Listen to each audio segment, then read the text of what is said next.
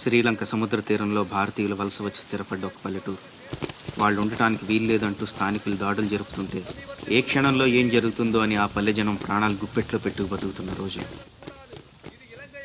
మొగలాయిలు హిందువుల్ని పెట్టే కష్టాలు చూడలేక జిజియాబాయి తన కొడుకు శివాజీకి విలువిద్యలు నేర్పించి వీరుల కథలు చెప్పింది.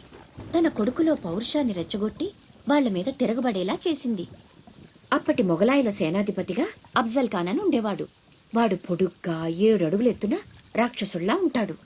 వాడు కూడా శివాజీని ఏం చేయలేకపోయాడు. అందుకని సంధికని పిలిచి కౌగిలించుకున్నట్టు నటించి వీపులో కత్తితో పొడిచాడు. అమ్మో, శివాజీ చచ్చిపోయాడా? లేదురా, శివాజీకి ఉక్కు కవచం ఉంది. ఇనపగోళ్లతో అఫ్జల్ ఖాన్ గుండెని 2గా చీల్చేశాడు. అది చూసి జనం ఛత్రపతి ఛత్రపతి అని శివాజీని పొగిడారు. ఛత్రపతి అంటే ఏంటమ్మా? తన కోసం తను బతికేవాడు మనిషి, నలుగురు కోసం బతికేవాడు ఛత్రపతి. తర్వాత ఏమైందమ్మా? తననంత వాణ్ణి చేసిన తల్లి కోసం శివాజీ పెద్ద కోట కట్టించి బంగారు ఉయ్యాలు చేయించి అమ్మను బాగా చూసుకున్నాడు. నేను కూడా పెద్దయ్యాక నీకోసం పెద్ద మేడ కట్టిస్తానమ్మా. నీకు ఈ కష్టాలు ఏవీ లేకుండా చేస్తాను. నేను మహారాణిలా చూసుకుంటానమ్మా.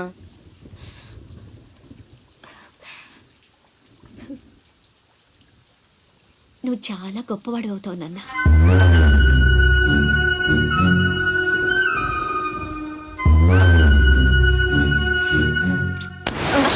నువ్వేంట్రా మామకి ఇల్లు కట్టించేది? పోయి మీ అమ్మ కట్టించుకో.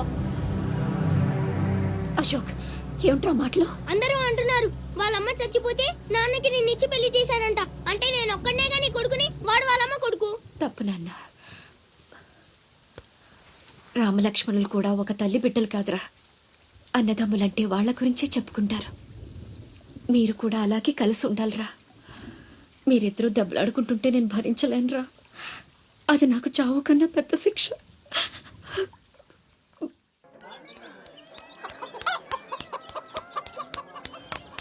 అమ్మా అమ్మా అమ్మా, ఈరోజు నీ పుట్టినరోజు కదమ్మా. నీకు ఇష్టమని జంట మామిడి పళ్ళు తెచ్చాను.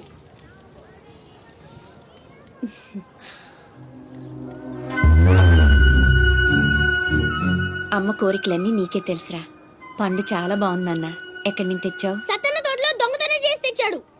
ఏరా, దొంగతనం చేసావా? లేదమ్మా. అబద్ధం చెప్తున్నాడమ్మా. ఇందాక బడేకి కొట్టి దొంగతనానికి వెళ్ళాడు. కావాలంటే ఒట్టేసి చెప్పమను. ఒట్టేసి చెప్పరా.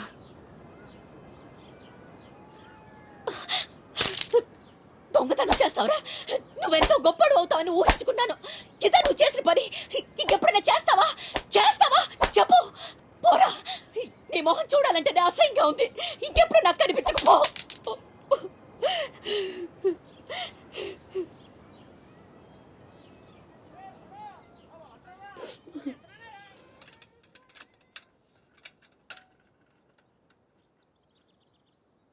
పుల్లయ్యగాడు ఊరగాయకు అందకాయ అడిగాడు, ఇచ్చావా? ఇచ్చాను నాన్న. సత్తన్నా, ఏంటమ్మా? మా పెద్ద అబ్బాయి వీటిని మీ తోటలో దొంగతనం చేశాడు. క్షమించన్నా. బలేదానివమ్మా. ఇది నీకు ఇష్టమని అడిగాడు. దాందే ఉంది తీసుకెళ్ళరా అంటే నాకు ఒట్టినే వద్దు అని తోటలో సందటాల దాకా పనిచేసి మరీ తీసుకొచ్చాడమ్మా. ఇంకో 4 పట్టుకెళ్ళరా అంటే నేను మా తమ్ముళ్లాగా ఈ జంట మామిడి పళ్ళు అంటే మా అమ్మకి ఎంతో ఇష్టమని కోసుకెళ్ళాడత్త.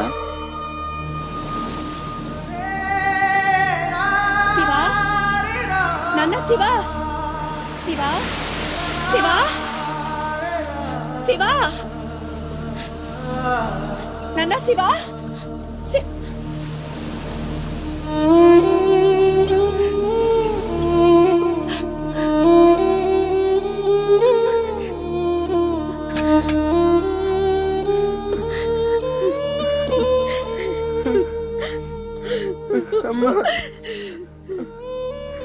ఎందుకు నాన్న నిజం దాచావు?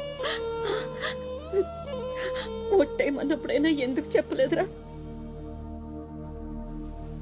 ఒట్టేసి ఒక మాట, వేయకుండా ఒక మాట చెప్పనమ్మా.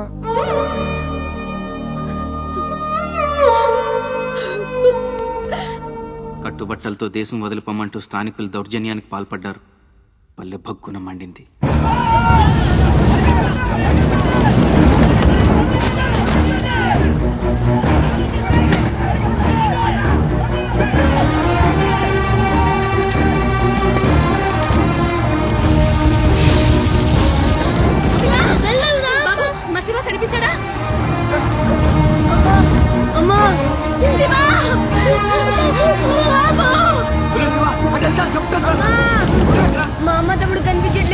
అమ్మ తమ్ముడు ఏదో పడవ ఎక్కే ఉంటారా, నువ్వు ఎక్కరా.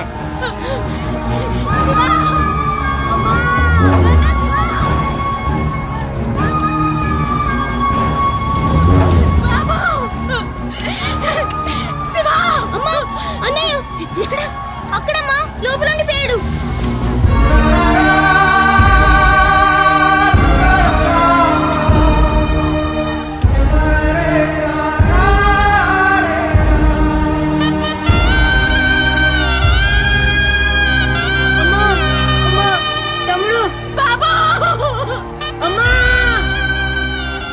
దూకితే చచ్చిపోతావరా, వెనక్కలు ఏదో పడవలో వస్తారులేరా.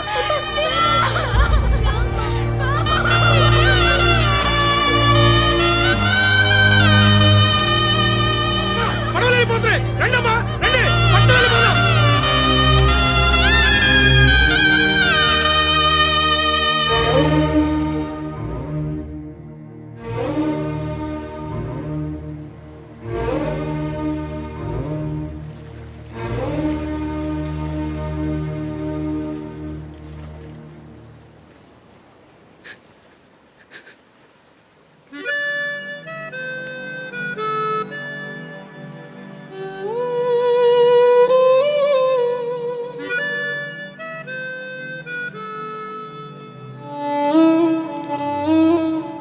నా పేరు భద్రం.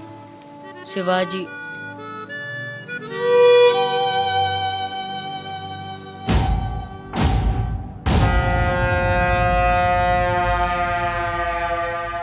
బాజీరావు గారు, వేళ్లతో కలిపి ఇప్పటి వరకు వెట్టి చాకిరీకి అదే మీరు చేరదీసిన కాంతిసీకుల సంఖ్య 3000కు పైమాటే. మరి మాకు కూడా థ్యాంక్ యూ సార్. వాళ్ళకి పొజిషన్ ఏంటో ఓసారి చెప్పు. అలాగే సార్. చూడండి, మీరంతా ఈ దేశంలోకి దౌర్జన్యంగా ప్రవేశించారు. న్యాయంగా అయితే మిమ్మల్ని వెనక్కి తరిమెయ్యాలి. కానీ అన్న బాజీరావు గారు మీ మీద జాలి పడుతున్నారు. కాబట్టి మేము చూసి చూడనట్టుంటాం. గుట్టుగా కాగితాల మీద సంతకాలు చేసి ఆయన పెట్టింది తిని బతకండి.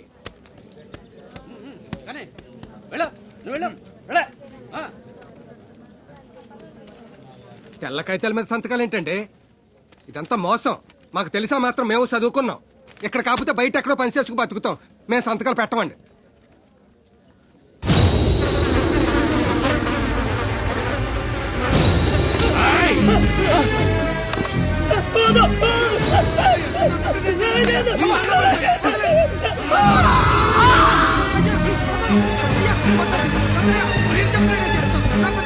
బాబా బాబా బాబా, నా బిడ్డ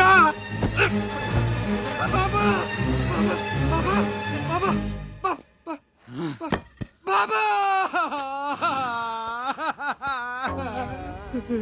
ఏయ్, చూశారుగా, ఎదురు తిరిగినోడు చావడు, వాడి వెనకున్నోడు చేస్తాడు.